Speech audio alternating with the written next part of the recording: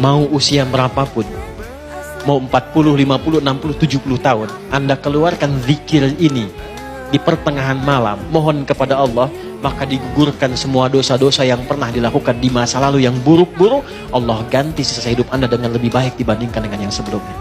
Rabbana faghfir lana dzunubana wa kaffir 'anna sayyi'atina. Ya Allah, selama ini salah saya menjalani hidup. Saya minta ampun ya Allah. Mohon jadikan sisa hidup saya lebih terukur dan lebih baik dari sebelumnya yang pernah saya jalani. Mau usia berapapun, mau 40, 50, 60, 70 tahun, Anda keluarkan zikir ini di pertengahan malam, mohon kepada Allah, maka digugurkan semua dosa-dosa yang pernah dilakukan di masa lalu yang buruk-buruk. Allah ganti sisa hidup Anda dengan lebih baik dibandingkan dengan yang sebelumnya.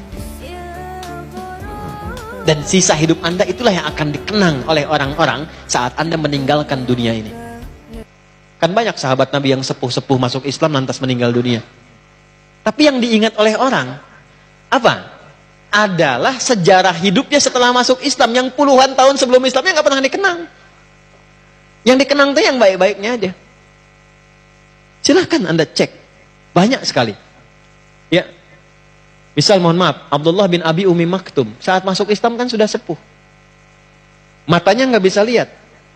Tapi yang dikenang dari beliau itu bukan perjalanan hidupnya dari remaja sampai dengan sepuh, tapi justru periode keislamannya. Saat beliau senang ke masjid, tiba-tiba azan, minta sama Nabi, ada nggak keringanan untuk nggak ke masjid?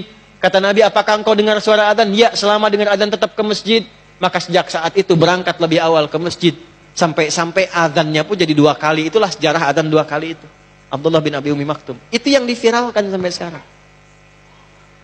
Antum jangan takut, Allah lebih cinta pelaku maksiat yang tobat dibandingkan orang soleh yang tidak pernah merasa salah. Catat itu.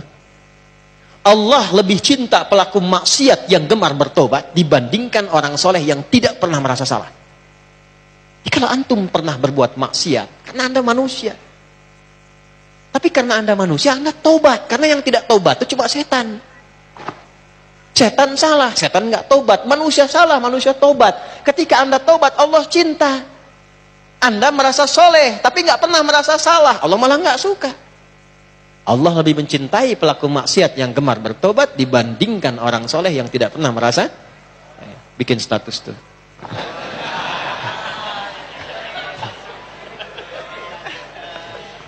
Paham?